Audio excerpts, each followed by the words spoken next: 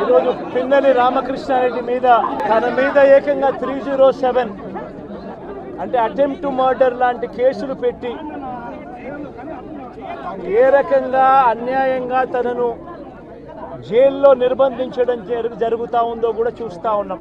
MLA లోపలికి పోయి ఈవీఎంను పగలగొట్టే కార్యక్రమం జరిగింది. ఎందుకు ఈవీఎంలో నిజంగానే ఎమ్మెల్యేనే రిగ్గింగ్ చేసుకుంటా ఉంటే ఎమ్మెల్యేకి అక్కడ నిజంగానే ఎమ్మెల్యే పరిస్థితి అంత బాగుండింటే ఎందుకు ఎమ్మెల్యే ఈవీఎం పక్కన కొడతాడు? ఎమ్మెల్యే అక్కడికి వెళ్ళి హత్యాయత్నం చేశాడట. అదే పోలింగ్ బూతులు హత్యాయత్నం చేశాడంట. ఎవడన్నా బుద్ధునోడు ఎవడన్నా నమ్మదానికి ఉందయ్యా? ఎమ్మెల్యే అక్కడికి పోయి ఎమ్మెల్యే హత్యాయత్నం చేస్తాడా? చెప్పడానికైనా హద్దు పొద్దు ఉండాలి కదా. ఆ మనిషి మంచోడు కాబట్టి గెలుస్తూ వచ్చాడు. ఆ మనిషి మంచోడు కాబట్టి ప్రజలు ఆశీర్వదిస్తూ వచ్చారు.